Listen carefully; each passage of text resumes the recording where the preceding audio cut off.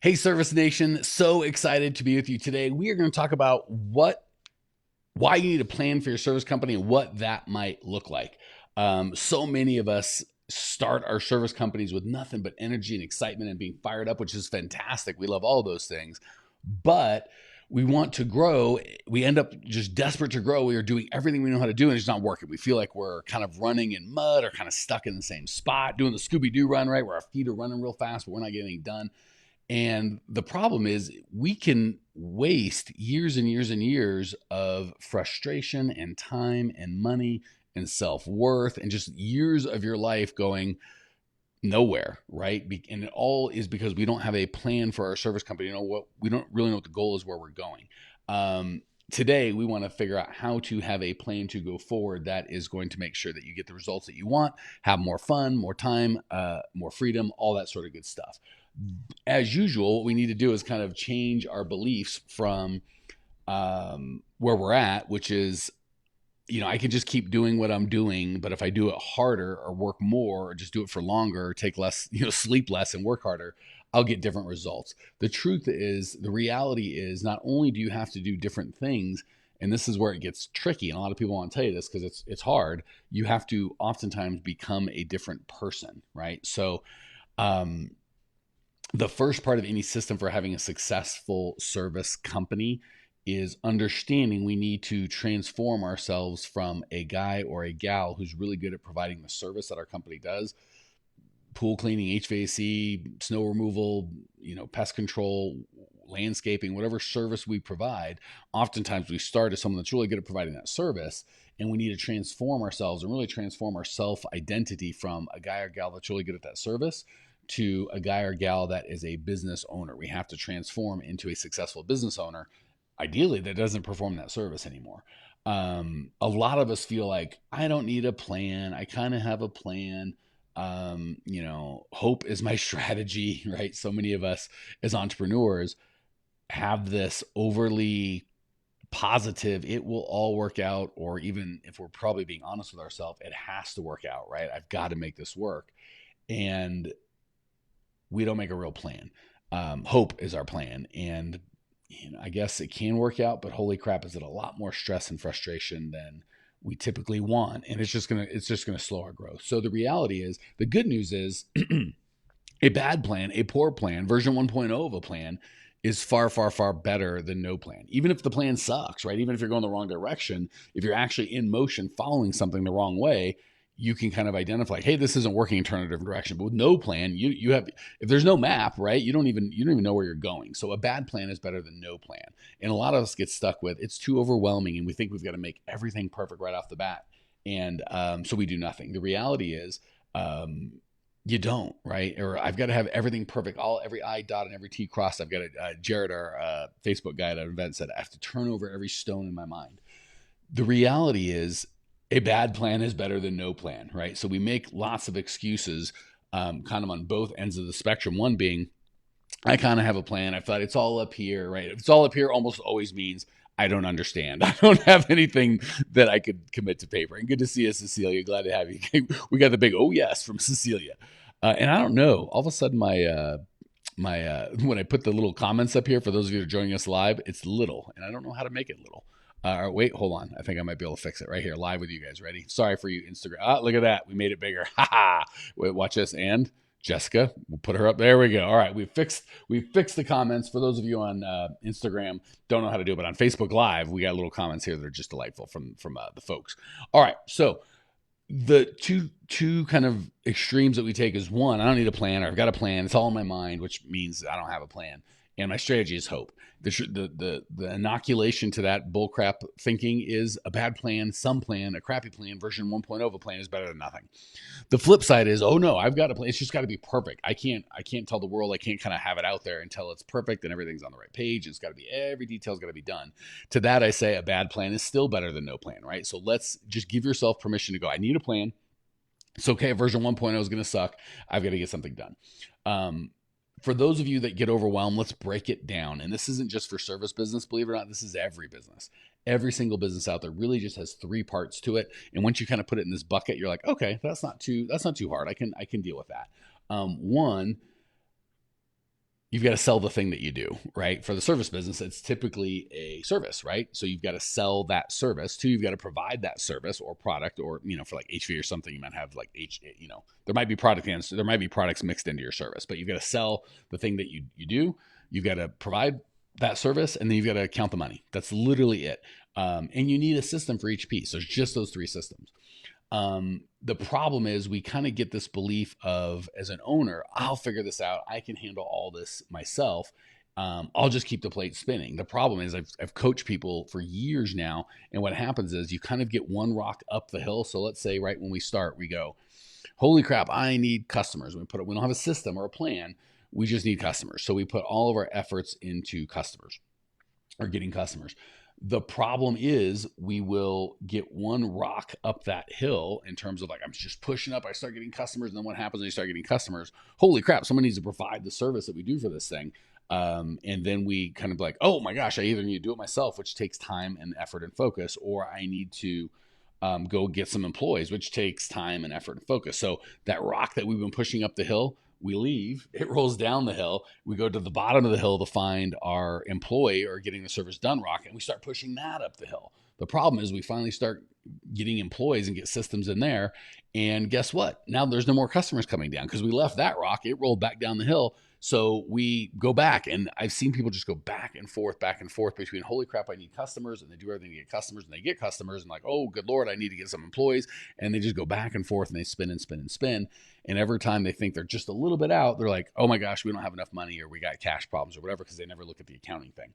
So the reality is you can't get one rock pushed up and then switch to another. You need to have systems that continue working those rocks. So when I'm pushing the customer rock up the system or up the hill myself, when I leave, it falls back down. If I have a system that's pushing that rock down, now I just have to watch all three of my systems, the one for the accounting, the one for the customer attraction, one for the employee attraction. And as long as those systems are working, they can all work, and I can even go take a vacation, right? But if I'm the one pushing the rock, we got a problem.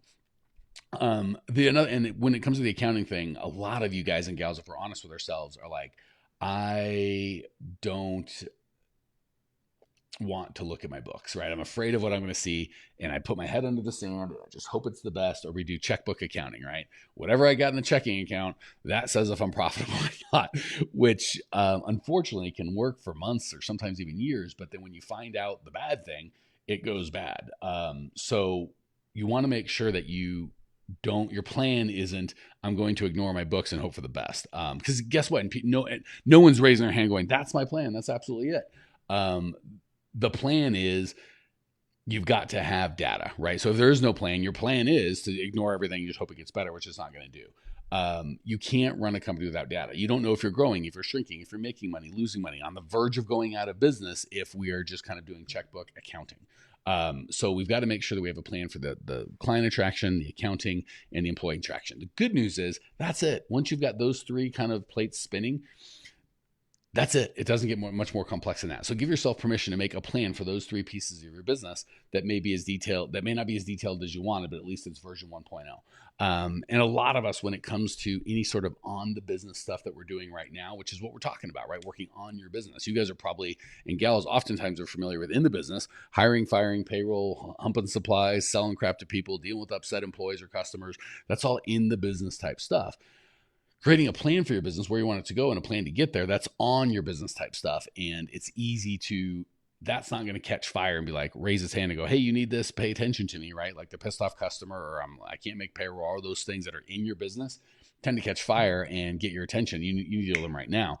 Making a plan is not going to do that. So it's super, super easy for us to tell ourselves, I'll do it tomorrow. It's not that big of a deal. And it's not just making a plan for your business, but all the important high value, high pay stuff working on your business, not in it, can be put off. The reality is, if you've been saying anything for more than a month, I'll do it tomorrow, I'll do it later, you won't, right? So give yourself permission to either say, I'm not going to do that, right? And I'm a big fan of keeping a tight to-do list, right? If there's something on my to-do list that's been there 3-4 weeks, it's time to either take it off or get it done. And obviously I'm like, I can't take it off. It's important. Well, if it's important, I got it done, right? So sometimes you go, I'm not willing to make a plan. That sounds too hard. I'm just going to take my chances with my business as is, or get it done, right? So don't fall for the lie of, I'll do a plan tomorrow, I'll get this done tomorrow. If you've been saying that for more than a couple of weeks, you won't. That's just the reality of it. And kind of its ugly, evil stepbrother of that concept is I can't make a plan during Corona. I can't make a plan because we're just about to go on a trip. I can't make a plan because I just got back from a trip. I can't make a plan until my wife's brother tells me permission to blah, blah, blah, blah, blah, right? The reality is when there is a crisis or something's going wrong or it doesn't feel perfect, which is almost always, that is the best time to make a plan. Same thing works with budgeting, right? A lot of people when they're just starting, and I know I coach you guys are like, oh, I'm too little. I don't really need a budget. I don't really need to do my books well. We only do 4, 5, 6,000 a month, and I just whatever I keep, I keep. The reality is it's not going to get easier to create this budgeting and this plan when you get bigger. You want to do it now. The people that are little and handle their money properly and have plans and systems in place get big. The people that are little and go, oh, I'm too little to make a plan or a budget or really know what's going on, never get big. So the reality is the best time is when you're small, when there's an emergency going on. And that's what gets you big. All right. The beautiful thing about all this stuff is once you have a plan in place, a system, or those three main systems in place, you can confidently and consistently move forward. And when you're off track. So again, if you don't have a plan, you just be spinning in the universe, right? If we don't have a specific client attraction plan, like or even goal, like I want to be, everyone's kind of got this. I want to be at $1 million, right? I don't know why the $1 million is the magic number, but everyone that's not $1 million wants to be at $1 million. And I'll give you a spoiler alert. Once you get to $1 million, you'll just want to be at 2, right?